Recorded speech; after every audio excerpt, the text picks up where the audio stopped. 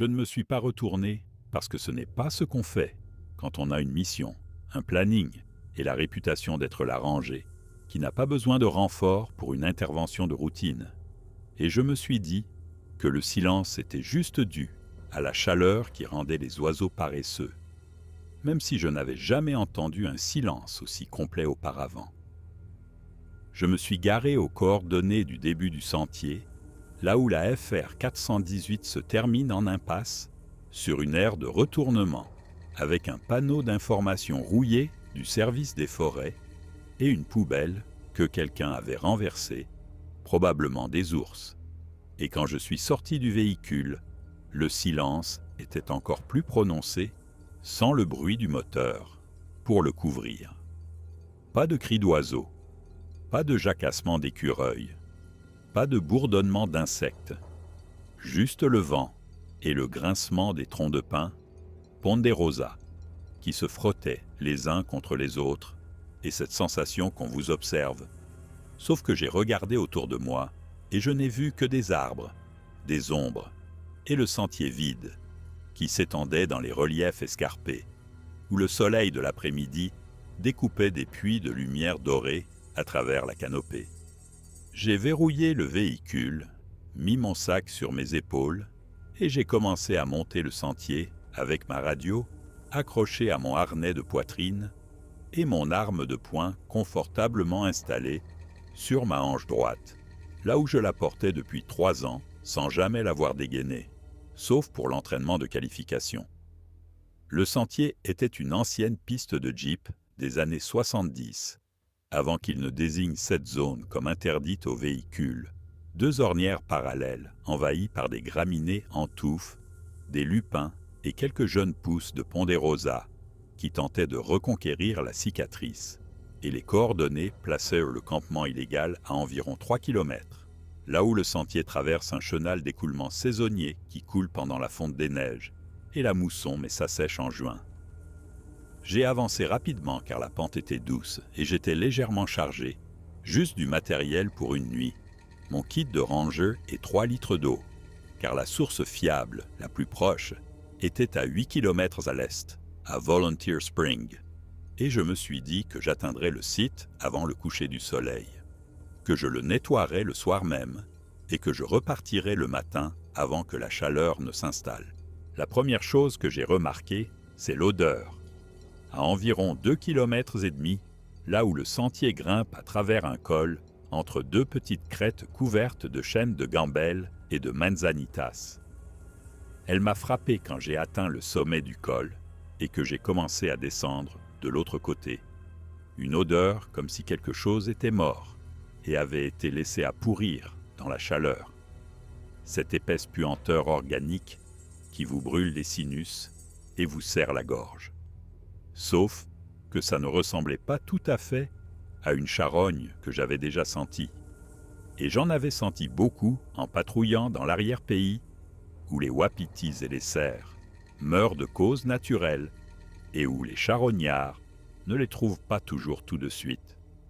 C'était plus musqué et plus âcre à la fois, presque sucré sous la pourriture, et ça allait et venait avec la brise, comme si ce qui la produisait se déplaçait, ou si le vent changeait, ou si j'imaginais simplement des choses, parce que le silence commençait à m'atteindre.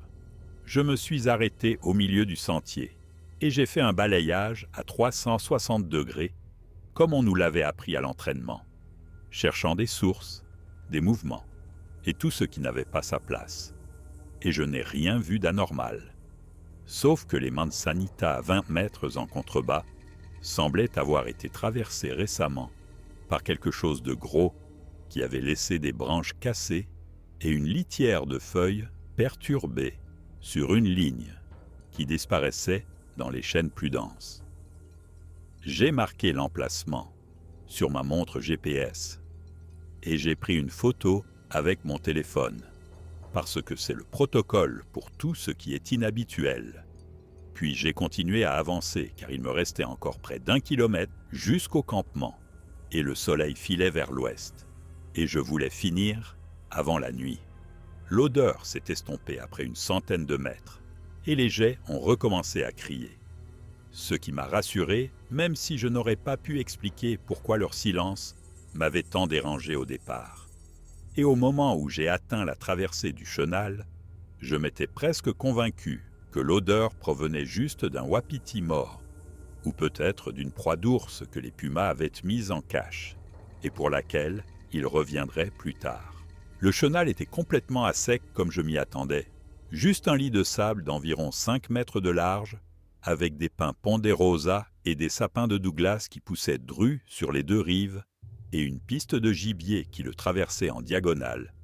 Et j'ai sauté dedans, et j'étais à mi-chemin quand j'ai vu l'empreinte. Elle se trouvait dans une parcelle de sable humide près de la rive est, où une infiltration souterraine gardait le sol moite même pendant la saison sèche.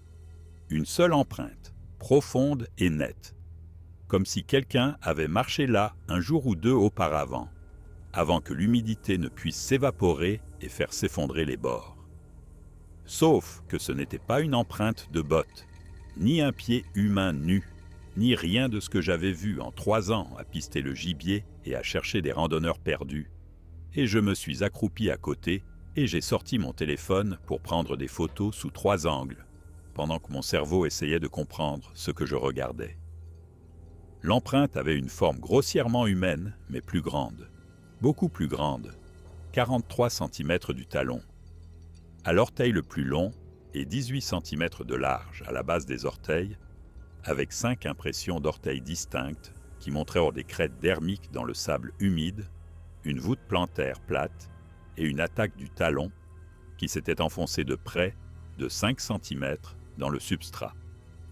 La longueur de la foulée suggérait une démarche bipède, la profondeur suggérait quelque chose de très lourd et l'écartement des orteils suggérait quelque chose d'adapté à un terrain accidenté. Et chaque explication rationnelle que j'essayais d'appliquer glissait sur la preuve comme de l'eau sur une toile cirée. J'ai pris des mesures avec mon mètre ruban de poche et j'ai marqué l'emplacement sur mon GPS. Et je ne me suis pas permis de trop réfléchir à ce que cela signifiait. Parce que si j'y réfléchissais, je devrais appeler le central et expliquer ce que j'avais trouvé. Et ils poseraient des questions auxquelles je n'avais pas de réponse. Alors à la place, je me suis dit que c'était probablement un canular, un chasseur ou un randonneur, avec de faux pieds qui faisaient une blague. Même si les crêtes dermiques étaient trop détaillées, la profondeur trop constante et l'endroit trop isolé pour que quelqu'un se soit donné cette peine. Je suis sorti du chenal et j'ai continué vers l'est en direction des coordonnées du campement, et j'ai essayé de me concentrer sur ma respiration, sur mes pas et sur les bruits normaux de la forêt qui étaient revenus maintenant que je bougeais à nouveau. Mais je ne pouvais pas m'empêcher de penser à cette empreinte et de me demander ce qu'il avait fait et si c'était encore à proximité, à m'observer depuis les chênes denses où je ne pouvais pas voir à plus de 10 mètres dans n'importe quelle direction. Le campement illégal était exactement là où les coordonnées l'indiquaient.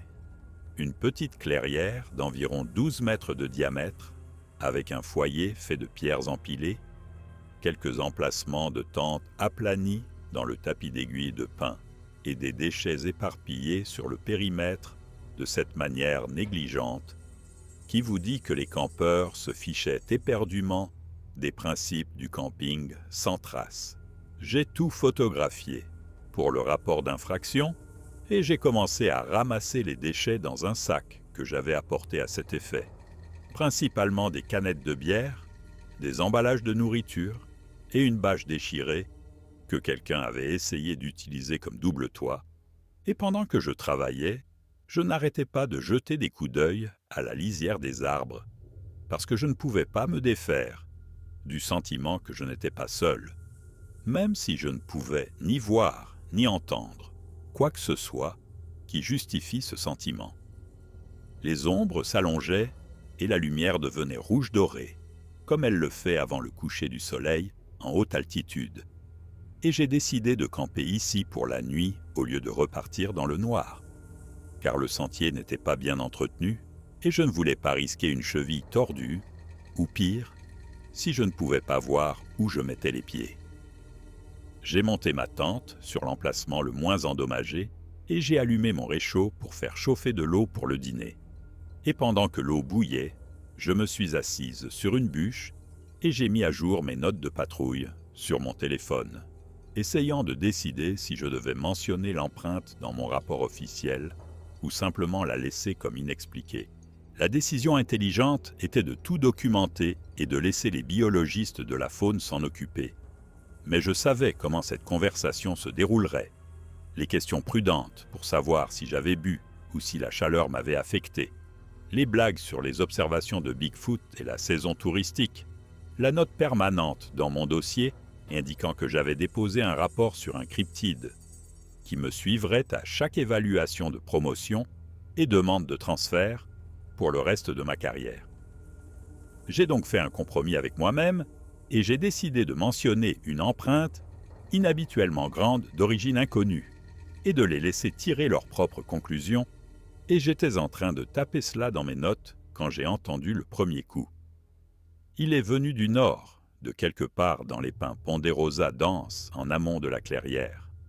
Un seul craquement sec, comme si quelqu'un frappait un tronc d'arbre avec une batte de baseball ou une grosse pierre, assez fort pour être clairement audible par-dessus les chants d'oiseaux du soir et le sifflement de mon réchaud. J'ai levé les yeux de mon téléphone, j'ai fixé la forêt et j'ai attendu un autre son. Mais rien n'est venu, juste le vent, les oiseaux et la petite voix dans ma tête qui disait que ce n'était rien. Probablement juste une branche morte qui tombait ou un arbre qui se tassait. Même si j'avais passé 3 ans dans cette forêt et que je n'avais jamais entendu un arbre qui se tasse faire un son tout à fait comme ça. Je suis retourné à mes notes et j'ai essayé de me concentrer sur l'écran. Mais j'écoutais maintenant. J'écoutais vraiment comme on le fait quand son système nerveux a décidé que quelque chose ne va pas, même si l'esprit conscient n'a pas encore compris. Et peut-être 2 minutes plus tard, je l'ai entendu à nouveau d'un endroit différent, un autre coup sec du côté de la clairière, à environ 100 mètres, même durée et même volume que le premier. Je me suis levé, j'ai éteint le réchaud et j'ai simplement écouté, ma main se dirigeant vers ma radio sans vraiment y penser. Et j'étais sur le point d'appeler le central pour leur faire savoir que j'avais établi mon camp quand le 3e coup est venu du sud, plus proche cette fois, peut-être à 60 mètres. Et c'est là que j'ai su avec une certitude absolue que quelque chose se déplaçait autour du périmètre de ma position, selon un schéma délibéré qui n'était ni aléatoire ni naturel. Les poils de ma nuque se sont hérissés, ma bouche est devenue sèche et tous mes instincts me disaient de remballer maintenant et de repartir tant qu'il faisait encore jour. Mais la partie rationnelle de mon cerveau disait que c'était fou, que c'était probablement juste des ados de Flagstaff qui s'amusaient avec une ranger solitaire parce qu'ils trouvaient ça drôle, et que si j'appelais des renforts, à cause de quelques bruits de coups, je ne m'en remettrais jamais. Alors je suis resté sur place. J'ai sorti ma Maglite de mon sac et ma main a touché la crosse de mon arme de poing, juste pour m'assurer qu'elle était là. Et j'ai crié de ma voix la plus autoritaire possible que c'était un terrain du service des forêts et que quiconque était là devait se montrer immédiatement et s'identifier. Rien n'a répondu, sauf le vent et les premiers grillons qui commençaient leur chœur du soir, et un corbeau qui criait quelque part, au loin vers l'ouest. Et je suis resté là au milieu de la clairière, me sentant exposé, stupide et terrifié en même temps, tandis que le soleil passait sous la ligne de crête et que les ombres passaient du rouge au violet, puis à ce bleu profond qui signifie qu'il vous reste peut-être 20 minutes avant la nuit noire. J'ai pensé à mes options, et aucune n'était bonne. Repartir à pied signifiait traverser une forêt que je ne pouvais pas voir, alors que quelque chose de potentiellement hostile me suivait. Rester signifiait passer une nuit dans une tente qui n'arrêterait rien de plus gros qu'un raton laveur. Appeler à l'aide signifiait expliquer pourquoi je me sentais menacé par des bruits de coups et une empreinte bizarre. Et les 3 options me faisaient me sentir faible, incompétente et paranoïaque, ce qui est peut-être la raison pour laquelle je n'en ai choisi aucune et suis resté là, figé comme une proie. Pendant que mon cœur battait à tout rompre, ma respiration devenait superficielle et la forêt s'assombrissait progressivement. L'odeur m'a frappé à peu près au moment où la dernière lueur a disparu. Cette même puanteur musquée de pourriture et de chiens mouillés que j'avais rencontrés sur le sentier, mais beaucoup plus forte maintenant, assez forte pour me faire pleurer les yeux et me nouer l'estomac, et elle venait du vent, ce qui signifiait que ce qui la produisait était au nord de ma position, dans les bois épais. J'ai allumé ma maglite et j'ai balayé la lisière des arbres avec le faisceau, ne voyant que des troncs de ponderosa, du sous-bois et le reflet vert des yeux de ce qui était probablement un rongeur ou un petit oiseau. Et j'étais sur le point de crier à nouveau quand j'ai entendu des bruits de pas lourds et bipèdes se déplaçant dans les broussailles en amont, avec un rythme trop lent et trop délibéré pour être un cerf qui court ou un wapiti effrayé. Les pas se sont approchés et je les ai suivis avec ma lampe. Mais le faisceau n'était pas assez puissant pour pénétrer à plus de 12 mètres dans les bois, et ce qui faisait le bruit restait juste au-delà de cette portée, arpentant parallèlement au bord nord de la clairière, comme s'il testait ma réaction ou attendait que je fasse quelque chose de prévisible. J'ai sorti ma radio, j'ai appuyé sur le micro et j'ai dit « Centrale, ici, Ranger Whitehorse, aux coordonnées du début du sentier 418, demande de contrôle de situation. » Et je n'ai reçu que des parasites et une transmission hachée qui ressemblait à un bout de la voix de Mackay, disant quelque chose à propos de rappeler le matin. Puis le signal a complètement disparu et j'ai réalisé que j'étais dans une des zones blanches où le terrain bloque la ligne de mire vers le relais le plus proche. J'ai essayé mon téléphone et n'ai obtenu aucune barre, ce qui n'était pas surprenant si profondément dans la zone sans route. Et je suis resté là avec 2 appareils de communication inutiles, une lampe de poche et une arme de poing que je n'avais jamais utilisée, sauf sur des cibles en papier. Et j'ai pris une décision qui m'a probablement sauvé la vie, même si elle m'a semblé être de la lâcheté à l'époque. J'ai remballé mon équipement aussi vite que possible, sans faire de bruit de panique. J'ai démonté la tente et les fourré dans mon sac. J'ai éteint le réchaud et j'ai attrapé mon sac de nourriture et j'ai commencé à retourner vers le sentier en balayant de larges arcs avec ma lampe et en essayant de surveiller toutes les directions à la fois. Les bruits de pas se sont arrêtés quand j'ai commencé à bouger, ce qui était en quelque sorte pire que s'ils avaient continué, parce que maintenant je ne savais pas où la chose était, ni ce qu'elle faisait, ni si elle me suivait ou si elle me devançait pour me tendre une embuscade sur le sentier. J'ai atteint le chenal en environ 15 minutes de marche rapide, le cœur essayant de me défoncer la poitrine et le souffle court, non pas à cause de l'effort, mais de la pure terreur, adrénaline. Et quand je suis descendu dans le lit de sable, j'ai vu des empreintes fraîches, de multiples empreintes, menant dans les 2 directions le long du fond du chenal, dans cette même configuration de 43 cm, avec les talons profonds et les orteils largement écartés. Elles n'étaient pas là 2 heures plus tôt quand j'avais traversé ce même endroit, ce qui signifiait que quelque chose était descendu ici, pendant que j'installais mon camp et avait parcouru le chenal dans les 2 sens, comme s'il patrouillait, cherchait ou revendiquait un territoire. Et je ne me suis pas arrêté pour les photographier, les mesurer ou suivre le protocole de documentation, car tout ce que je voulais, c'était retourner à mon véhicule, verrouiller les portes, m'éloigner de cet endroit et ne jamais revenir. Je suis sorti du chenal du côté ouest et j'ai repris le sentier à une allure juste en dessous de la course, mon sac rebondissant contre ma colonne vertébrale, le faisceau de ma lampe de poche saccadé sur le chemin devant moi et chaque ombre ressemblant à quelque chose d'accroupi et prêt à bondir. Et j'avais parcouru peut-être 400 mètres quand j'ai entendu l'arbre trembler. Ça venait du côté sud du sentier, à environ 15 mètres. Le son indubitable de quelque chose de grand, saisissant un pin ponderosa de taille moyenne et le secouant assez violemment pour faire osciller toute sa cime et faire tomber des aiguilles et de petites branches. Et je me suis tourné vers lui avec ma lampe. Mais je n'ai rien vu d'autre que l'arbre qui bougeait encore et le sol perturbé à sa base, où quelque chose s'était tenu quelques instants auparavant. J'ai continué à avancer et les secousses se sont répétées, du côté nord cette fois.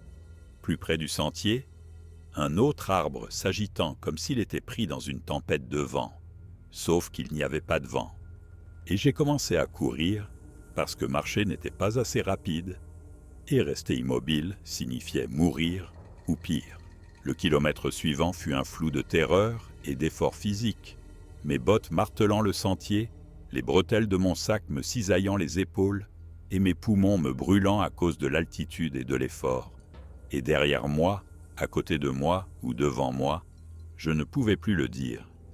Il y avait des bruits de pas qui suivaient mon rythme à travers les bois et des fracas périodiques quand quelque chose heurtait le sol ou frappait un arbre, et une fois une vocalisation basse et rauque qui ne ressemblait à aucun animal que j'avais appris à connaître lors de ma formation sur la faune. Je n'ai pas regardé en arrière, parce que regarder en arrière signifiait ralentir, et ralentir signifiait que quelque chose m'attraperait. Alors, j'ai juste couru, ma lampe rebondissant follement, ma radio cognant contre ma poitrine et mon esprit répétant en boucle des prières que je n'avais pas dites depuis l'enfance, parce qu'il n'y avait rien d'autre à quoi se raccrocher que l'espoir d'atteindre le véhicule avant que ce qui me chassait ne décide d'arrêter de jouer et d'en finir. J'ai vu les lumières du début du sentier, à travers les arbres, et j'ai piqué un dernier sprint qui m'a laissé haletante et étourdie. Et j'ai déboulé sur le parking. J'ai sorti mes clés de ma poche en tâtonnant, et j'étais en train d'atteindre la poignée de la portière quand j'ai réalisé que le véhicule était plus bas qu'il ne le devrait, penchant vers la droite, comme si quelque chose avait endommagé la suspension ou dégonflé les pneus. J'ai couru du côté passager et j'ai éclairé les roues avec ma lampe et mon cœur est tombé dans mes bottes quand j'ai vu que les deux pneus du côté droit étaient à plat, pas crevés ou lacérés, mais complètement dégonflés, comme si quelque chose avait ouvert les valves ou les avait écrasés d'une manière ou d'une autre. Et j'ai su avec une certitude absolue que ce n'était pas une panne mécanique ou du vandalisme par des adolescents au hasard, mais quelque chose de délibéré et de calculé, destiné à me garder ici pour la nuit, dans le noir, avec ce qui tournait juste au-delà de la portée de ma lampe de poche. Je suis quand même monté dans le véhicule, j'ai verrouillé toutes les portes et j'ai essayé de démarrer. Et le moteur a tourné, ce qui était déjà quelque chose, et je suis resté assise là, avec le plafonnier allumé, mon sac toujours sur le dos, et mes mains tremblant si fort que je pouvais à peine saisir le volant, pendant que j'essayais de trouver un plan qui ne se terminerait pas par ma mort, seul dans la forêt. La radio ne captait toujours que des parasites, mon téléphone n'affichait toujours aucun signal, et l'aide la plus proche était le bureau du district à Flagstaff, à 25 km par une route forestière, que je ne pouvais pas emprunter avec deux pneus à plat, sans détruire les jantes et probablement les cieux. Je pouvais changer un pneu avec la roue de secours à l'arrière, mais je n'en avais pas de seconde. Et l'idée de sortir du véhicule pour utiliser le cric pendant que quelque chose m'observait, depuis la lisière des arbres, me serrait la vessie et rétrécissait ma vision de panique. Je suis resté assise là pendant peut-être 10 minutes, essayant de forcer ma respiration à revenir à la normale et échouant. Et c'est à ce moment-là que la première pierre a heurté le toit. Elle est tombée avec un fracas métallique qui m'a fait pousser un cri et me baisser instinctivement. Une pierre de la taille d'une balle de baseball a en jugé par la bosse qu'elle a laissée sur le panneau du toit, et elle a été suivie 3 secondes plus tard par une autre qui a heurté le capot et a fissuré le pare-brise en une toile d'araignée rayonnant depuis le point d'impact. J'ai éteint le plafonnier et je me suis affalé sur le siège, et je pouvais entendre d'autres impacts, des pierres frappant le véhicule sous plusieurs angles. Pas des lancers au hasard, mais des frappes ciblées qui suggéraient que quelque chose visait des zones spécifiques comme les vitres, les phares et les panneaux. Et le son était si fort dans l'habitacle fermé que je ne pouvais rien entendre d'autre que ma propre respiration paniquée et le martèlement des pierres contre le métal. Le barrage a duré peut-être 30 secondes, puis s'est arrêté aussi brusquement qu'il avait commencé, me laissant dans l'obscurité, les oreilles bourdonnantes, tout mon corps tremblant et la carrosserie du véhicule craquant alors qu'elle se remettait des impacts. J'ai attendu la suite et j'ai essayé de me souvenir de ma formation sur les rencontres avec la faune, mais rien de tout cela ne s'appliquait, car les ours ne lancent pas de pierres, les pumas ne dégonflent pas les pneus et les wapitis ne se déplacent pas avec une intelligence coordonnée qui coupe les voies de fuite, et je commençais tout juste à accepter que je pourrais ne pas survivre à la nuit quand j'ai entendu le souffle. Il venait de juste à l'extérieur de la vitre du conducteur, si proche que je pouvais en entendre l'humidité.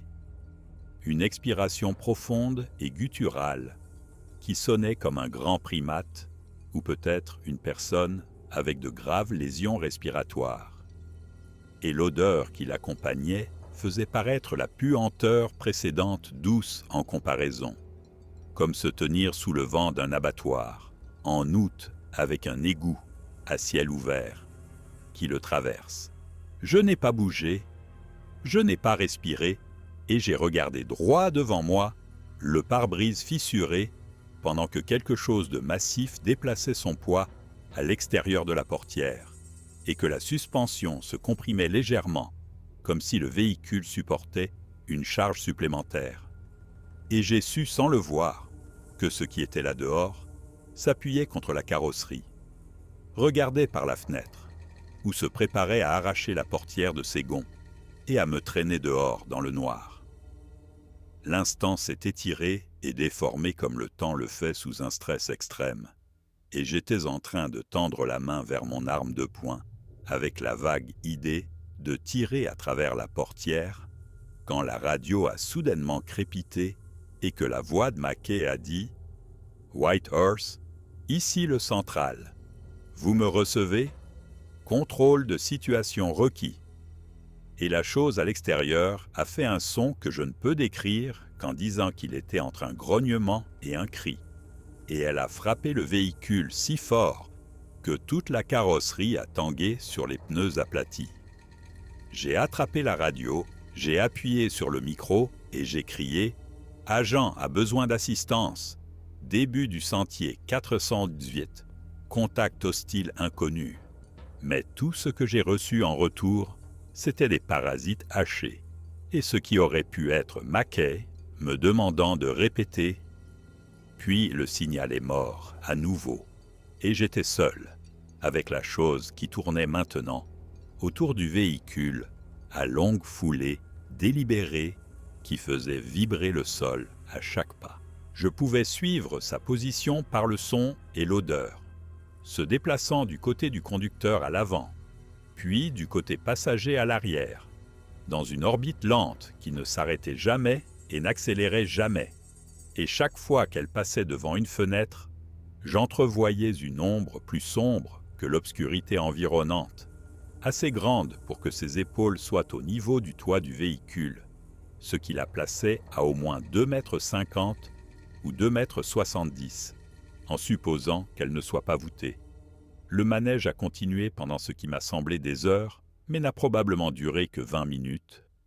Puis il s'est arrêté à l'arrière du véhicule, et j'ai entendu du métal gémir, et j'ai senti toute la carrosserie se soulever légèrement, comme si quelque chose testait s'il pouvait retourner la chose entière. La suspension a grincé, le châssis s'est tordu et je serrais le volant assez fort pour me faire mal aux mains quand la carrosserie est retombée, avec un bruit sourd qui a fait claquer mes dents. Puis, il y a eu le silence.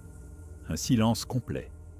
Pas de bruit de pas, de respiration ou de mouvement, d'aucune sorte.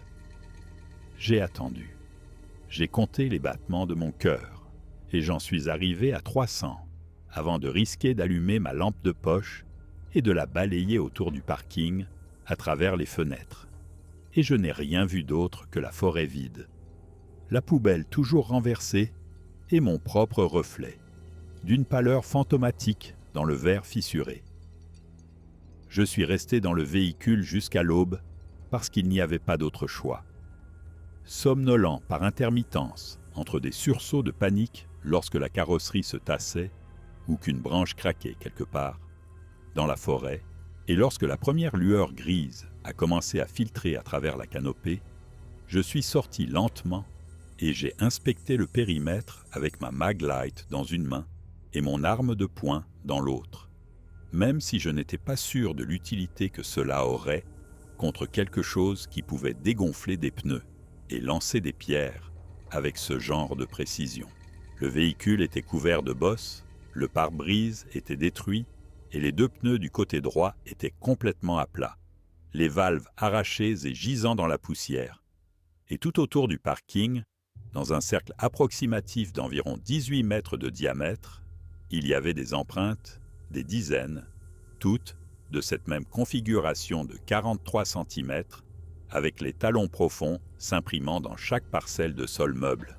J'ai tout photographié avec mon téléphone, travaillant rapidement parce que je voulais être parti avant le plein jour, au cas où la chose reviendrait ou déciderait qu'elle avait fini de jouer. Et quand je suis arrivé à l'arrière du véhicule, j'ai trouvé des empreintes de mains dans la poussière sur le haillon. Des empreintes de mains massives, avec 5 doigts distincts et une paume de près de 30 cm de large et des crêtes dermiques visibles dans la fine couche de pollen et de poussière. J'ai pris des photos en gros plan sous 3 angles et j'ai essayé de prélever une empreinte avec du ruban adhésif transparent, de ma trousse de premier secours. Mais ça n'a pas fonctionné parce que les crêtes n'étaient pas assez profondes.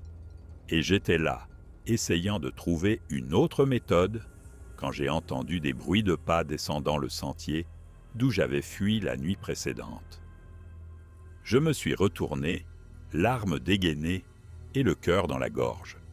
Mais ce n'était qu'un randonneur, un homme d'âge mûr en équipement de randonnée, avec une expression inquiète qui s'est arrêtée net quand il m'a vu pointer une arme sur son torse. J'ai baissé l'arme et je lui ai dit de s'identifier. Et il a dit qu'il s'appelait Tom, quelque chose, qu'il parcourait une section de l'Arizona Trail, et s'il était tombé sur une scène de crime, ou quelque chose comme ça. Et je l'ai regardé. J'ai regardé mon véhicule, et j'ai regardé les empreintes tout autour de nous, et j'ai pris une décision que j'ai regrettée chaque jour depuis. Je lui ai dit qu'il y avait eu du vandalisme pendant la nuit, que je devais marcher pour aller chercher de l'aide, et lui ai demandé si ça le dérangeait de m'accompagner jusqu'à la route principale, où je pourrais capter un signal cellulaire. Et il a accepté sans poser trop de questions, parce que des rangers avec des armes dégainées signifie généralement que quelque chose de grave s'est produit. Nous avons parcouru les 13 km jusqu'à la jonction de la Forest Road 478, avec la route goudronnée en environ 3 heures. J'ai capté un signal vers le 10e kilomètre. J'ai appelé le central et j'ai dit à Mackie que mon véhicule avait été immobilisé par du vandalisme et que j'avais besoin d'une dépanneuse et qu'on me ramène au bureau. Et il m'a demandé si j'allais bien et j'ai dit que j'allais bien, juste frustré. Et il a dit qu'il enverrait quelqu'un. Je n'ai pas mentionné les empreintes, ni les pierres, ni la chose qui avait tourné autour de mon véhicule toute la nuit, parce que Tom était juste là à écouter et je devais avoir l'air professionnelle et compétente, et au moment où nous avons atteint la route, je m'étais convaincu que la plupart de ce que j'avais vécu pouvait s'expliquer par le stress, le mauvais éclairage et l'imagination hyperactive de quelqu'un seul dans les bois après avoir trouvé une empreinte bizarre. La dépanneuse est arrivée vers midi, suivie par Mackay dans son véhicule de rangée, et il a jeté un coup d'œil à mon visage et m'a demandé à nouveau si j'allais vraiment bien. J'ai dit oui, et il n'a pas insisté.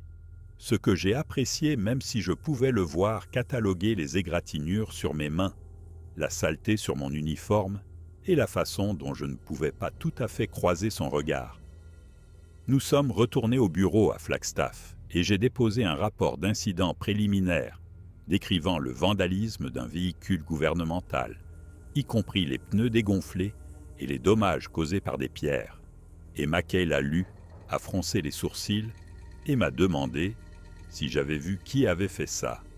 Et j'ai dit non, que c'était arrivé pendant que j'étais dans ma tente. Ce qui était techniquement vrai, même si cela omettait pratiquement tout ce qui comptait. Il m'a dit de prendre le reste de la semaine et de me reposer, et que nous parlerions d'un rapport complet après que j'ai eu le temps de décompresser. Et je suis rentré chez moi. J'ai pris la plus longue douche de ma vie. Puis, je me suis assise dans ma cuisine, à boire du café et à regarder mon téléphone où les photos étaient stockées, essayant de décider quoi faire ensuite. J'ai passé le lendemain à examiner les photos et la vidéo que j'avais prises. Et c'est là que j'ai réalisé que ma caméra piéton avait enregistré tout le temps, même si j'avais oublié de l'éteindre après avoir documenté le campement illégal. Ce qui signifiait que j'avais des images de tout ce qui s'était passé depuis le moment où j'ai entendu le premier coup jusqu'à ce que je monte dans le véhicule. J'ai transféré les fichiers sur mon ordinateur portable et j'ai commencé à regarder. Et les 40 premières minutes n'étaient que de la documentation de patrouille de routine. Mais vers la 50e minute, alors que je remballais mon camp, on pouvait entendre clairement les coups. Puis ma respiration s'accélérait. Puis l'audio a atteint un pic quand j'ai commencé à courir, et il y avait un bruit de fond que le logiciel de lecture n'arrêtait pas de signaler comme une possible parole, mais qui ne ressemblait à aucune langue que je connaissais. Les images sont devenues chaotiques pendant la course de retour au véhicule, la caméra rebondissant et l'objectif capturant des fragments de forêt et de sentiers. Puis, il y a eu une séquence claire de 3 secondes où l'objectif pointait dans la direction d'où je venais, et dans la toute dernière image, avant que je ne me retourne, il y avait quelque chose, une grande forme sombre, se déplaçant entre 2 troncs de ponderosa, à environ 40 mètres derrière moi, et j'ai figé l'image, j'ai zoomé, et j'ai senti ma poitrine se serrer quand j'ai vu ce qui ressemblait à une silhouette humanoïde de forte corpulence, couverte de poils sombres, avec des épaules trop larges et des bras trop longs, et un visage que je ne pouvais pas distinguer à cause de l'éclairage et de la résolution. J'ai visionné cette séquence 20 fois, et j'ai pris des captures d'écran de plusieurs images, et chaque fois que je regardais, j'étais à la fois plus certaine et moins certaine. Certaine que quelque chose m'avait suivi, mais moins certaine que la forme que je voyais était réellement ce que mon esprit voulait interpréter. Parce que le cerveau humain est programmé pour trouver des visages et des corps dans des motifs aléatoires, et je ne pouvais pas exclure que je voyais un tronc d'arbre, une ombre ou un artefact de compression. Les images continuaient jusqu'à mon arrivée au véhicule et la découverte des pneus à plat. Et on pouvait entendre le premier impact de pierre et mon cri, puis juste une respiration lourde et des bruits d'impact pendant 30 secondes. Puis, il y a eu le pic audio quand la chose a soufflé à l'extérieur de la fenêtre et le microphone de la caméra s'est déformé à cause du volume. L'image a tremblé quand la chose a heurté le véhicule. Puis l'objectif s'est auto-ajusté à la faible luminosité et c'est là que la corruption a commencé. Des lignes horizontales, une distorsion des couleurs. puis une perte totale de signal avec juste l'audio. Et l'audio a continué pendant encore 1 minute avec des bruits sourds, des grincements, ma respiration et le crépitement de la radio. Puis plus rien. Le fichier se terminait à 02 17 34 de temps écoulé. J'ai vérifié le boîtier de la caméra et j'ai trouvé une fissure le long du support de montage, où quelque chose l'avait heurté assez fort pour endommager les composants internes. Et quand j'ai retiré la carte SD, le bord était déformé comme s'il avait été comprimé ou chauffé. Et j'ai réalisé que ce qui m'avait frappé pendant la nuit avait probablement aussi frappé la caméra assez fort pour corrompre le support de stockage. J'ai essayé un logiciel de récupération de fichiers, mais tout ce que j'ai obtenu, ce sont des fragments et du bruit. Et je suis resté assise là, à regarder l'unique image nette avec la forme humanoïde, et j'ai su que j'avais un choix à faire. Je pouvais inclure cela dans mon rapport officiel et faire face au scepticisme inévitable et aux dommages pour ma carrière. Ou je pouvais garder le silence et laisser l'incident disparaître dans les statistiques de vandalisme de routine et passer le reste de ma carrière à me demander si j'avais été une lâche ou simplement pragmatique. J'ai passé 2 jours de plus à y réfléchir, à examiner chaque autre photo, traces GPS et mesures que j'avais prises. Puis je suis retourné au bureau et j'ai dit à Mackey que je voulais déposer un rapport supplémentaire. Il m'a dit de le faire. Je me suis assise et j'ai écrit tout ce qui s'était passé dans un langage clinique et objectif, avec des horodatages, des coordonnées et des références de documentation. J'ai joint les photos des empreintes de main et l'unique image nette des images de la caméra piéton. J'ai cliqué sur « Envoyer », puis je me suis assise et j'ai attendu que le couperet tombe. Il a fallu 3 jours et le couperet est tombé sous la forme d'une réunion avec Mackay, son superviseur et un représentant du bureau régional, qui a posé des questions très prudentes sur mon niveau de stress, la qualité de mon sommeil et si j'avais ressenti des symptômes inhabituels depuis l'incident, et j'ai répondu honnêtement que je dormais mal et que j'étais un peu anxieuse à l'idée de retourner sur le terrain, mais que mes fonctions cognitives étaient normales et que je maintenais chaque mot de mon rapport. Ils m'ont mise en congé administratif en attendant une évaluation médicale, ce qui est la politique pour tout ranger, qui signale une rencontre potentiellement traumatisante ou montre des signes de déficience liés au stress, et j'ai passé 1 semaine à subir des évaluations psychologiques, des examens physiques et des entretiens avec une conseillère spécialisée dans les traumatismes en milieu sauvage. La conseillère était en fait plutôt bonne. Elle n'a pas rejeté mon expérience ni essayé de l'expliquer. Elle m'a juste aidé à traiter la peur et l'incertitude et à développer des stratégies d'adaptation pour l'hypervigilance et la réaction de sursaut que j'avais développée. Et à la fin de la semaine, elle m'a autorisé à reprendre le service avec une recommandation pour des séances de suivi et une restriction temporaire sur les patrouilles en solo. Je suis retourné au travail en m'attendant soit à du soutien, soit à des moqueries, et j'ai eu quelque chose entre les deux.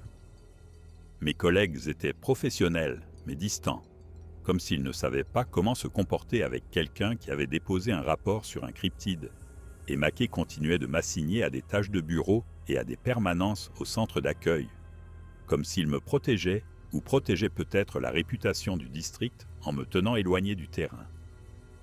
Le rapport supplémentaire a été transmis au bureau régional de la faune et ils ont envoyé un biologiste pour enquêter sur le site environ 2 semaines après ma rencontre initiale.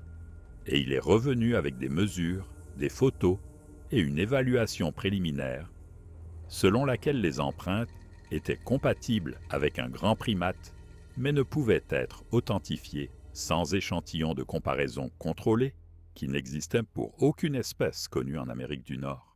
Il a pris soin de ne pas utiliser le mot Bigfoot dans son rapport, mais il ne l'a pas non plus exclu. Il a simplement noté que les preuves étaient intrigantes, mais non concluantes, et a recommandé une surveillance supplémentaire de la zone avec des caméras de surveillance et une documentation systématique de tout signe anormal futur. Ils ont installé 4 caméras sur les sentiers autour de la zone 418 et ont assigné une rotation de rangers pour les vérifier chaque semaine, et pendant le mois suivant, les caméras ont enregistré des cerfs, des wapitis, des ours noirs, des coyotes et exactement 0 grand primate ou activité bipède inhabituelle. Je suis retourné aux patrouilles régulières fin juillet, après la fin de la période d'évaluation psychologique, mais Mackay m'a maintenu en binôme avec un autre ranger pendant les 2 premières semaines, ce que j'ai apprécié même si cela me donnait l'impression d'être traité avec des pincettes. Mon partenaire était un type nommé Derek Chen, qui travaillait dans le district depuis 5 ans et avait la réputation d'être imperturbable, et lors de notre 2e patrouille conjointe, il m'a demandé directement ce que je pensais avoir vu cette nuit-là, et je lui ai dit honnêtement que je ne savais pas. Quelque chose de grand, bipède, et assez intelligent pour neutraliser un véhicule, et assez stratégique pour me couper la retraite, et il a hoché la tête et a dit qu'il avait entendu des histoires similaires, de chasseurs et de randonneurs, au fil des ans, mais jamais rien avec une documentation aussi solide.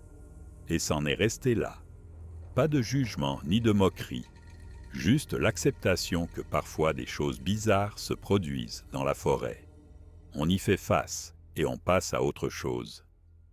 En août, j'étais de retour aux patrouilles en solo parce que nous manquions de personnel, que la saison des incendies tenait tout le monde occupé et que je ne pouvais pas rester au bureau pour toujours sans perdre complètement mon sang-froid, et Mackay m'a assigné aux sections sud du district, loin de la zone 418, ce qui m'allait bien car je n'étais de toute façon pas prête à y retourner. Je portais mon téléphone, mon GPS, ma radio et mon arme de poing partout où j'allais, et j'étais hyper vigilante aux bruits, aux odeurs et à tout ce qui était déplacé. Mais la forêt n'était que la forêt, normale, belle et légèrement dangereuse comme la nature sauvage est censée l'être. Et après quelques semaines, l'anxiété aiguë a commencé à se transformer en une conscience de fond plus gérable, que quelque chose s'était passé, mais que c'était fini maintenant, et que j'avais survécu. Les caméras de surveillance ont capturé quelque chose à la mi-septembre. Une brève séquence de la caméra montée la plus proche de la traversée du chenal, où j'avais trouvé la première empreinte, montrant une grande silhouette sombre traversant le champ à 03:17 du matin le 14 septembre. Les images étaient granuleuses et la silhouette était en contre-jour par la lumière de la lune filtrant à travers la canopée. Donc on ne pouvait pas distinguer les détails, mais elle était clairement bipède et clairement très grande. Et elle se déplaçait avec une démarche fluide qui ne correspondait à aucune faune connue dans la région. Le bureau régional a récupéré les images et les a envoyées à un laboratoire d'analyse vidéo spécialisé dans la documentation de la faune, et ils sont revenus avec une évaluation selon laquelle le sujet mesurait environ 2,40 m à 2,70 m de haut, d'après la comparaison avec les dimensions d'arbres connus dans le champ, se déplaçait à environ 6 km/h et présentait des schémas de locomotion incompatibles avec la démarche humaine, mais pas de manière concluante non humaine, compte tenu de la résolution et des limitations d'éclairage. Les images ont circulé au bureau du district et ont suscité un regain d'intérêt pour l'affaire, mais sans images plus claires ou preuves corroborantes supplémentaires, ce n'était pas suffisant pour changer le statut officiel d'incident inexpliqué à rencontre de cryptides confirmés. J'ai demandé un transfert au BLM en octobre parce que j'avais besoin de changement et parce que chaque fois que je passais devant la sortie de la FR 418, je sentais ma poitrine se serrer et mes mains agripper trop fort le volant. Et Mackay l'a approuvé sans poser trop de questions, même si nous savions tous les deux que je fuyais quelque chose que je ne pouvais pas nommer. Le BLM m'a offert un poste de gestion des terres basé à leur bureau de Kingman, ce qui était assez loin de Coconino pour que je ne me retrouve plus jamais accidentellement dans ces reliefs de pins ponderosa. Et j'ai accepté, j'ai donné mon préavis et j'ai passé mes 2 dernières semaines avec le service des forêts à former mon remplaçant et à emballer 3 ans d'équipement et de rapports accumulés. Mon dernier jour était le 31 octobre, ce qui semblait appropriément de mauvais augure compte tenu de tout ce qui s'était passé. Et il y a eu un petit pot de départ au bureau où les gens ont dit des choses gentilles, m'ont donné une plaque et ont soigneusement évité de mentionner le rapport d'incident qui avait pratiquement mis fin à ma carrière au sein du service, même si personne ne voulait le dire à voix haute. Derek m'a rattrapé en sortant, m'a tendu une clé USB et m'a dit qu'il avait fait des copies de toute ma documentation, y compris les images de la caméra piéton et les captures des caméras de surveillance, juste au cas où je voudrais un jour partager mon histoire ou aurais besoin des preuves pour quelque chose plus tard, et je l'ai remercié et lui ai demandé pourquoi il me croyait, alors que la plupart des gens ne me croyaient pas. Et il a dit qu'il avait eu sa propre rencontre en 2019 en travaillant sur une opération de recherche et de sauvetage dans la même zone. Rien d'aussi dramatique que la mienne, mais assez pour le convaincre que quelque chose de grand et d'inconnu vivait dans ces forêts et restait juste hors de portée de confirmation. Nous nous sommes serrés la main. Je suis parti. J'ai conduit jusqu'à Kingman. J'ai commencé mon nouveau travail et j'ai essayé très fort de ne pas penser à ce que j'avais laissé derrière moi. Le travail au BLM était différent, plus axé sur les permis d'utilisation des terres, les concessions de pâturage et les droits miniers que sur la faune et les patrouilles en milieu sauvage. Et j'étais doué pour ça, d'une manière compétente mais mécanique qui ne nécessitait ni passion ni investissement personnel. J'ai emménagé dans une petite location à Kingman et je me suis installé dans une routine de travail, salle de sport, courses et sommeil, et le week-end, je conduisais dans les zones désertiques et je parcourais les sentiers de basse altitude où la végétation était faite de créosotiers et de cholas au lieu de pins ponderosa et de chênes, et je me disais que je guérissais et que j'allais de l'avant, même si je ne pouvais toujours pas dormir sans une veilleuse, que je sursautais toujours aux bruits inattendus et que je vérifiais toujours compulsivement la lisière des arbres chaque fois que j'étais à l'extérieur.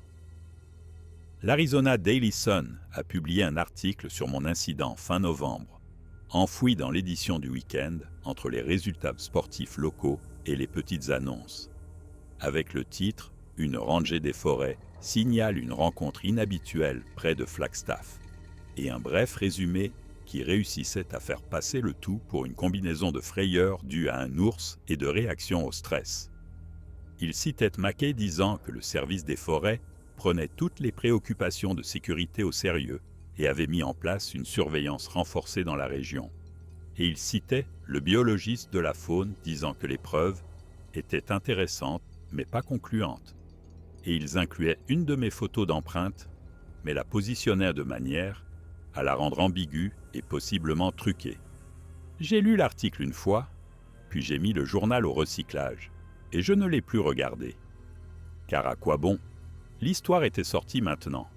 Elle serait oubliée d'ici lundi, et mon rôle était terminé.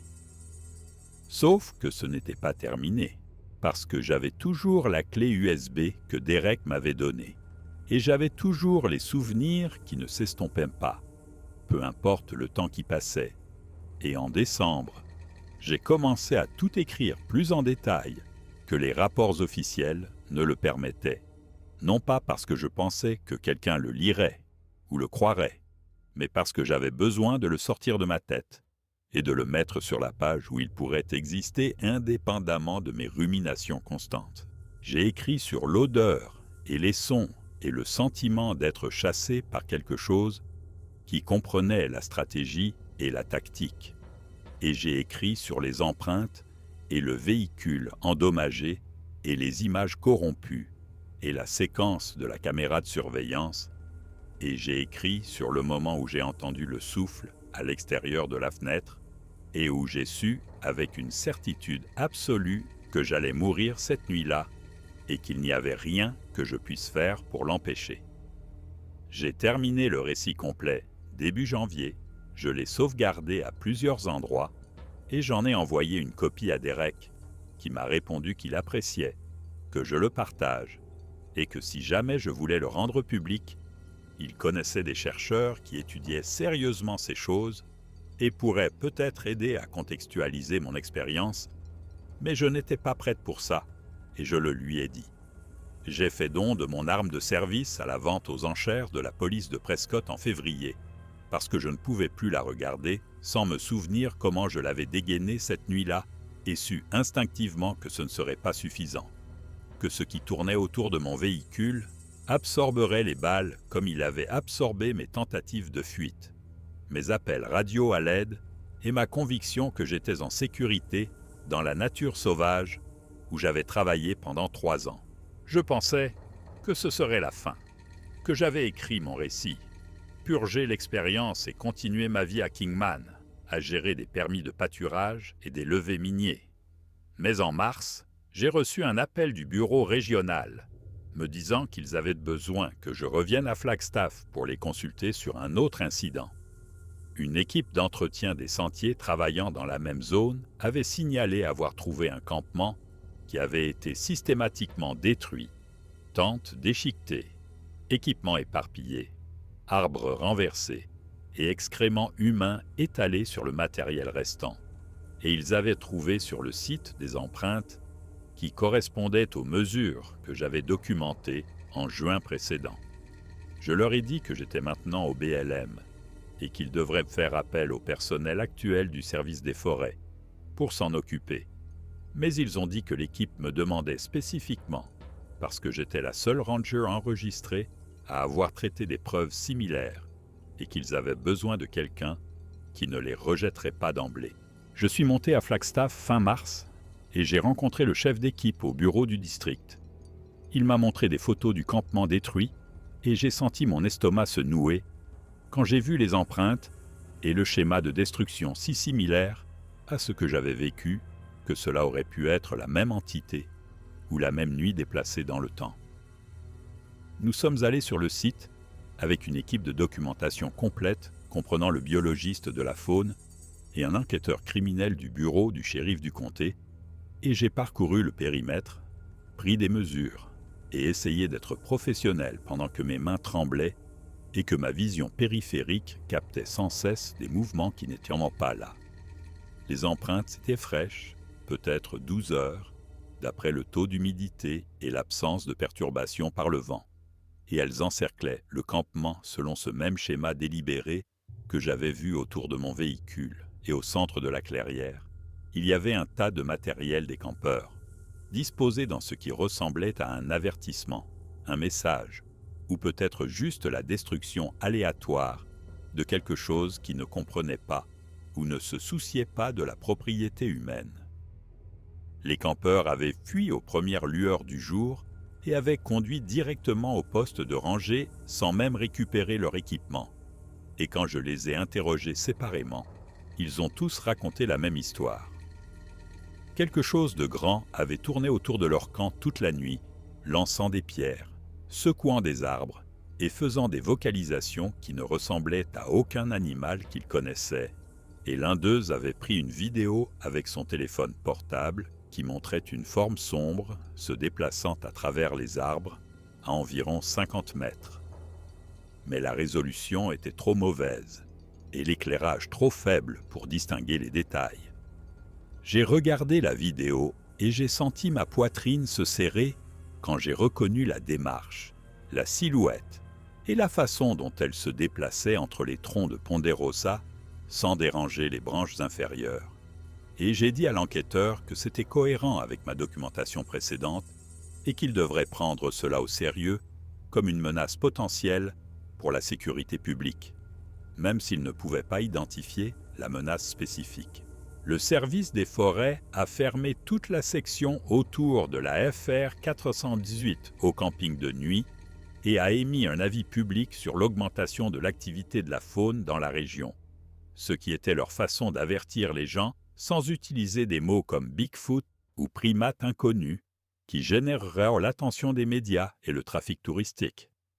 Ils ont augmenté les patrouilles de rangers ajouté plus de caméras de surveillance et mis en place un protocole d'enregistrement obligatoire pour toute personne parcourant les sections de l'arrière-pays.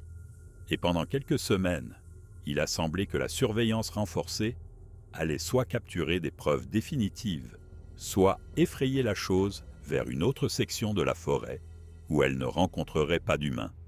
Mais en mai, il y a eu un autre incident, un randonneur solitaire, retrouvé inconscient sur un sentier à environ 5 km de l'endroit où j'avais eu ma rencontre, avec des blessures compatibles avec une attaque de grand animal, y compris de profondes contusions, une fracture de la clavicule et des blessures de défense sur les avant-bras, où il avait essayé de protéger son visage et sa tête.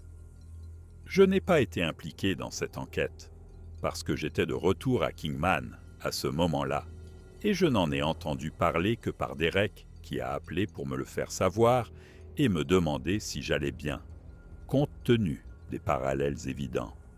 Et je lui ai dit que j'allais bien même si ce n'était pas le cas. Même si j'avais recommencé à faire des cauchemars, où j'étais encerclé dans le noir, par quelque chose que je ne pouvais ni voir ni fuir, et j'avais commencé à éviter complètement les forêts et à m'en tenir à la randonnée dans le désert, où les lignes de vue sont ouvertes et où rien ne peut s'approcher sans être vu à des centaines de mètres. Le randonneur s'est rétabli après un mois à l'hôpital et a dit aux enquêteurs qu'il avait été attaqué par une grande créature ressemblant à un singe qui était sorti de nulle part et l'avait battu jusqu'à ce qu'il perde connaissance avant même qu'il ne puisse dégainer le couteau qu'il portait pour défricher les sentiers. Et son récit était si similaire au mien et au rapport des campeurs que même les sceptiques du bureau régional ont dû admettre qu'il y avait un schéma de quelque chose de dangereux qui se passait dans cette zone spécifique. Les médias se sont emparés de l'attaque de mai parce que les blessures étaient assez graves pour justifier une documentation hospitalière et que le randonneur était prêt à raconter son histoire publiquement. Et soudain, il y avait des camionnettes de presse au bureau du district et des journalistes qui appelaient mon téléphone portable je ne sais comment, même si j'avais quitté le service 6 mois plus tôt et que mon numéro n'était pas public. Et j'ai refusé chaque demande d'interview, bloqué chaque appelant inconnu et essayé d'ignorer toute l'affaire pendant qu'elle tournait dans les informations locales pendant une semaine avant d'être remplacée par la prochaine crise, le prochain scandale ou le prochain fait divers. Le service des forêts a publié une déclaration disant qu'ils enquêtaient sur une série d'incidents impliquant une possible faune agressive et n'avaient aucune preuve d'activité de cryptides malgré les reportages à sensation. Et Mackay a donné une interview où il a soigneusement marché sur la corde raide entre la reconnaissance des incidents et le rejet de la piste Bigfoot. Et j'ai regardé depuis Kingman, me sentant à la fois justifié et oublié. En juin, j'ai eu ce que je ne peux décrire que comme une crise de panique totale, en randonnant seul dans les montagnes ou à la paille, à l'extérieur de Kingman, déclenchée par l'odeur de quelque chose de mort mélangé à de l'humus forestier, qui m'a trop rappelé cette nuit-là et m'a envoyé dans une spirale d'hyperventilation, de vision en tunnel et mon rythme cardiaque grimpant à 180, jusqu'à ce que je doive m'asseoir sur le sentier et faire les exercices de respiration que la conseillère m'avait appris, jusqu'à ce que je puisse à nouveau fonctionner. Je suis rentré chez moi en voiture. J'ai pris rendez-vous avec un thérapeute spécialisé dans les traumatismes et le TSPT. Et j'ai commencé à travailler sur l'incident de manière plus structurée, avec une thérapie d'exposition, un traitement cognitif et des médicaments pour aider à gérer les pics d'anxiété. Et lentement, au cours de l'été, j'ai commencé à sentir que je pourrais peut-être retrouver un semblant de normalité, même si je ne serais plus jamais la personne que j'étais avant le 17 juin. Le service des forêts n'a jamais trouvé de preuves définitives de ce qui se trouvait dans ces forêts. Les caméras de surveillance ont capturé des aperçus, des ombres et quelques séquences claires, de quelque chose de bipède et de très grand se déplaçant trop rapidement dans le champ pour être analysé en détail. Et les empreintes apparaissaient sporadiquement sur les sentiers et près des campements perturbés, mais toujours dans des endroits ou des conditions qui empêchaient une authentification concluante. Les incidents se sont raréfiés après juillet, lorsque la saison de la mousson a commencé et que la zone est devenue moins accessible aux randonneurs et campeurs occasionnels. Et en août, les médias étaient passés à autre chose. Les patrouilles de rangers étaient revenues à des niveaux normaux, et la position officielle était qu'il y avait eu une série de rencontres inhabituelles, mais explicables, avec des ours noirs agressifs, ou peut-être un grizzly déplacé errant depuis le Nouveau-Mexique. Je savais que ce n'étaient pas des ours. Je savais que ce n'était pas un grizzly, et je savais que la vérité ne serait jamais officiellement reconnue, parce que les preuves n'étaient pas concluantes, et que les implications étaient trop perturbatrices pour le récit confortable selon lequel nous savons ce qui vit dans nos forêts et que nous avons tout catalogué et contrôlé.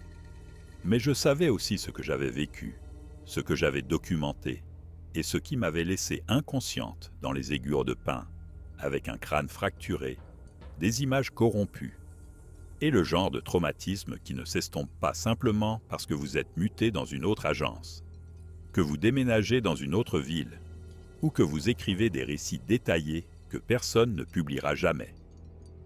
Le premier anniversaire de l'incident est arrivé et passé en juin de l'année suivante, et je l'ai marqué discrètement en allant à Flagstaff pour prendre un café avec Derek, et il m'a dit que la zone 418 recevait encore des signalements sporadiques, mais rien d'aussi grave que la saison précédente, et qu'ils avaient réduit la surveillance renforcée parce que le budget ne pouvait pas supporter l'entretien indéfini des caméras et une couverture de patrouille accrue pour quelque chose qui aurait pu déménager ou n'avoir jamais été là en premier lieu, selon à qui vous demandiez.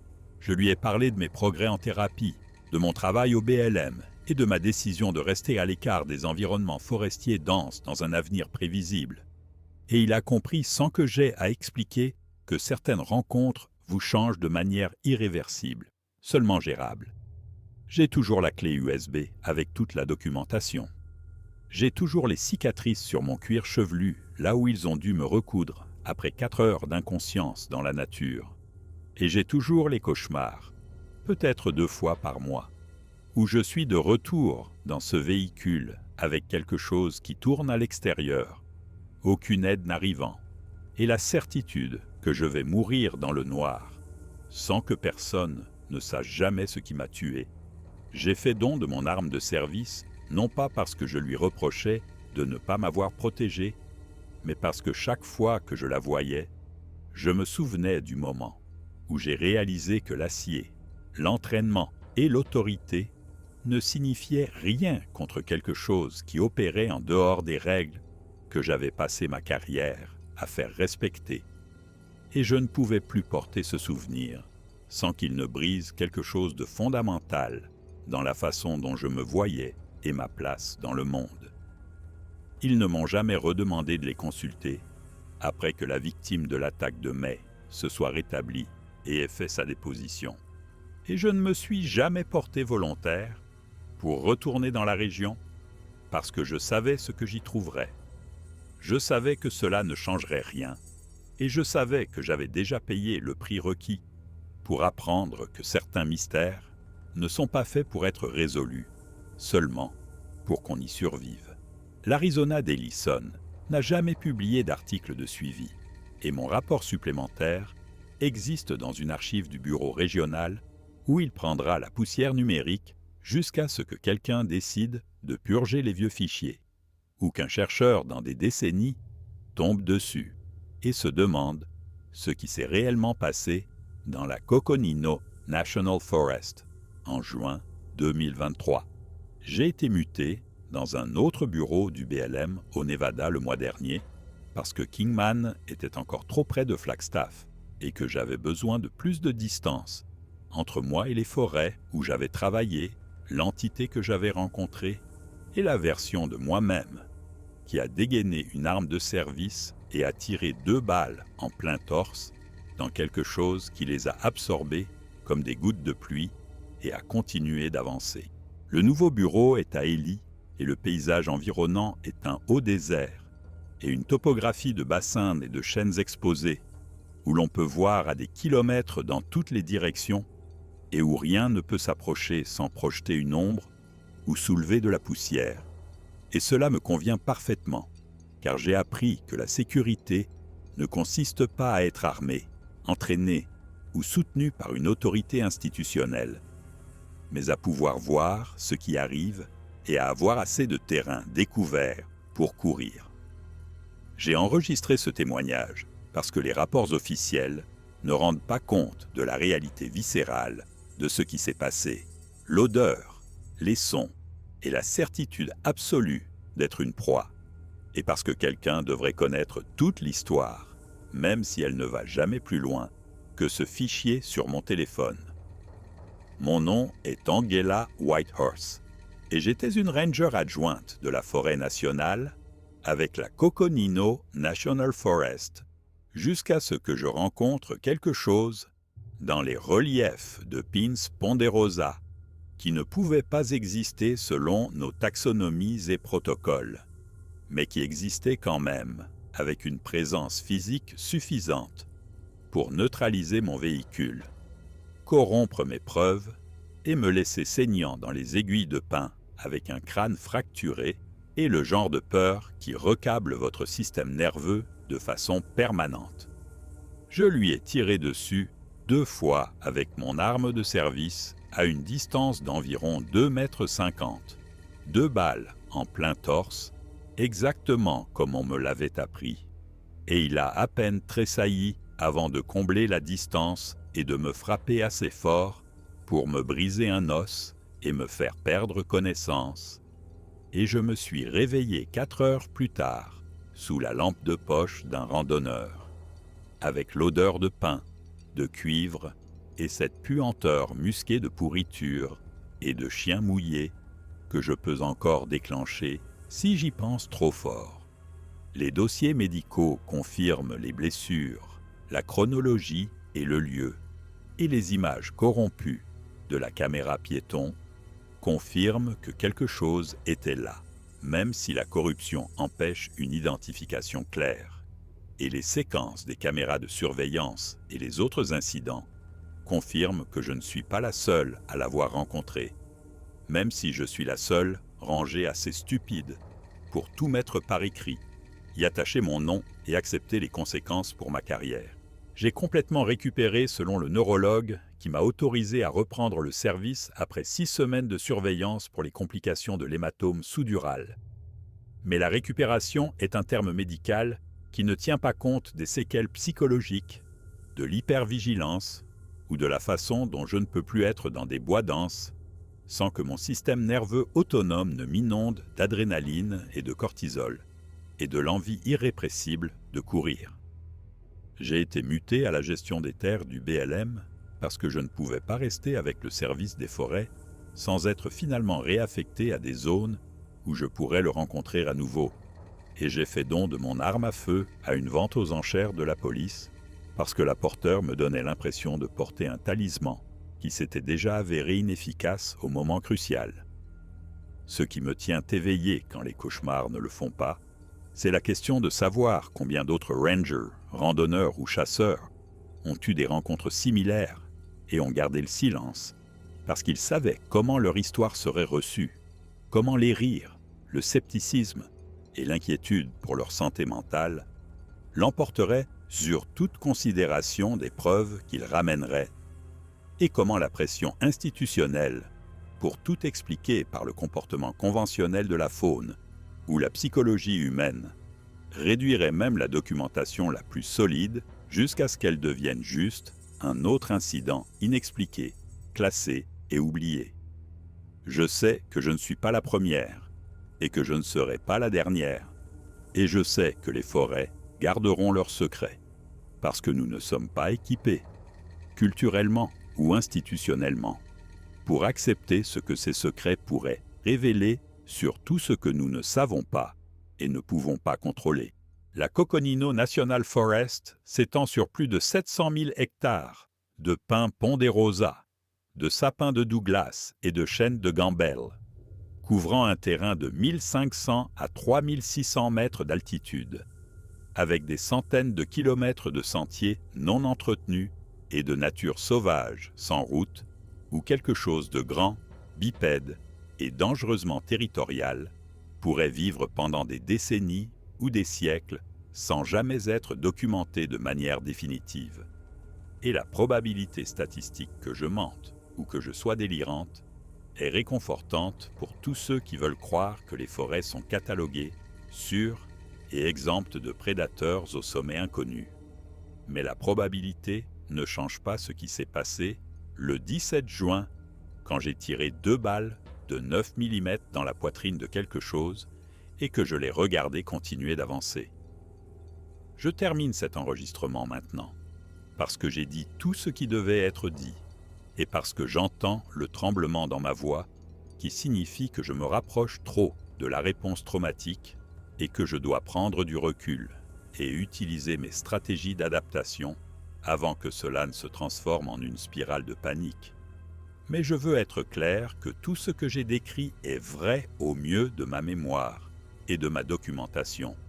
Et si quelqu'un trouve ceci, des années plus tard, quand je serai morte, à la retraite ou finalement assez folle pour être internée, j'espère qu'il comprendra que certaines rencontres vous changent fondamentalement et que certaines preuves sont étouffées, non pas par complot, mais par une réticence collective à accepter des implications qui menacent les récits confortables sur la domination humaine, la certitude scientifique et l'exhaustivité cataloguée de notre monde naturel.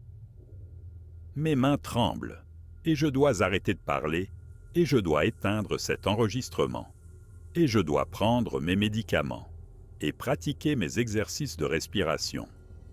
Mais d'abord, je dois dire que je ne regrette pas d'avoir déposé le rapport, d'avoir joint les preuves ou d'avoir maintenu mon récit, même si cela m'a coûté la carrière que j'avais bâtie, la crédibilité que j'avais gagnée et le sentiment de sécurité que j'avais ressenti dans la nature sauvage que j'avais passé 3 ans à protéger. J'ai fait ce que je devais faire, j'ai documenté ce que j'ai vu et j'ai survécu à quelque chose qui aurait pu me tuer. Et si cela ne suffit pas aux sceptiques, aux bureaucrates ou aux gens qui ont besoin d'explications claires et de fins résolues, alors c'est leur problème, pas le mien. La créature est toujours là-bas, dans les reliefs de Pin Ponderosa autour de la Forest Road 418, dans la Coconino National Forest, au nord-est de Flagstaff, Arizona. Et elle est toujours territoriale, toujours dangereuse et toujours complètement inconnue de la science malgré les empreintes, les images et les multiples rencontres documentées. Et elle restera inconnue parce que nous manquons de volonté, de cadre ou de courage institutionnel pour reconnaître ce que les preuves montrent clairement. Je le sais parce que je lui ai tiré 2 balles à bout portant et que je l'ai regardé les absorber et continuer d'avancer, et ce n'est pas un comportement compatible avec une quelconque faune nord-américaine cataloguée, mais c'est absolument compatible avec un prédateur au sommet qui a évolué pour survivre dans un terrain où les humains pénètrent rarement et où les preuves persistent rarement. J'ai fini maintenant, j'éteins l'enregistrement et je vais m'asseoir ici dans mon appartement, à Ely, Nevada, prendre mes médicaments, faire mes exercices de respiration et essayer de ne pas penser aux aiguilles de pin, à l'odeur de chien mouillé et de pourriture et à la sensation du sol qui vibre sous des pas qui ne devraient pas exister. Et demain, je retournerai travailler à la gestion des permis de pâturage et des levées miniers du BLM dans une région où les lignes de vue sont ouvertes, où rien ne peut s'approcher sans être vu et où je peux prétendre pendant 8 heures que le monde a un sens, que la nature sauvage est sûre et que mon arme de service m'aurait protégé si seulement j'avais mieux visé, si j'étais resté plus calme ou si j'avais eu moins peur. Mais ce soir, je rêverai probablement d'être encerclé dans le noir, d'images corrompues, et du moment où j'ai réalisé que tout ce qu'on m'avait appris sur la sécurité en milieu sauvage, le tir défensif et le soutien institutionnel étaient inadéquats contre quelque chose qui opérait entièrement en dehors de ces paradigmes. Et je me réveillerai en sueur, vérifiant les ombres et comptant mes respirations jusqu'à ce que l'aube vienne et que je puisse à nouveau prétendre que je vais bien, que je suis rétabli et que je suis passé à autre chose. Ici, Angela Whitehorse. Et voici ce qui s'est passé dans la Coconino National Forest le 17 juin et les jours suivants, lorsque j'ai rencontré quelque chose d'inconnu, de dangereux et d'absolument réel, peu importe ce que les rapports officiels disent ou ne disent pas. Et si vous écoutez ceci, alors vous êtes probablement le genre de personne qui a besoin de l'entendre, même si vous ne voulez pas le croire. Et j'espère que vous n'aurez jamais à vivre ce que j'ai vécu, car le coût de cette connaissance est plus élevé que ce que toute formation ou préparation peut justifier. Restez à l'écart des reliefs de pin ponderosa autour de la FR 418, et si vous voyez des empreintes qui ne correspondent à aucune espèce connue, si vous sentez cette puanteur de chien mouillé et de pourriture, et si vous entendez des coups sur du bois, selon un schéma qui suggère l'intelligence, le territoire et l'avertissement, alors faites demi-tour, partez, ne vous retournez pas et ne déposez pas de rapport, à moins que vous ne soyez prêt à sacrifier votre crédibilité, votre carrière et votre sentiment de sécurité au nom d'une documentation qui sera expliquée, rejetée ou classée et oubliée. J'éteins l'enregistrement maintenant. J'ai fini de parler de ça. J'ai fini de le revivre. Et j'ai fini d'essayer de faire comprendre aux gens ce qui ne peut être compris sans expérience directe. Et la seule chose que je sais avec certitude, c'est que j'ai survécu, que la créature a survécu, que les preuves étaient insuffisantes et que la vérité se trouve quelque part dans les fichiers corrompus, les rapports bureaucratiques et les cauchemars qui ne s'estomperont pas. Peu importe la quantité de thérapie, de médicaments ou de distance que je mets entre moi et cette nuit de juin où tout ce que je pensais savoir sur la nature sauvage et ma place en son sein s'est avéré catastrophiquement faux.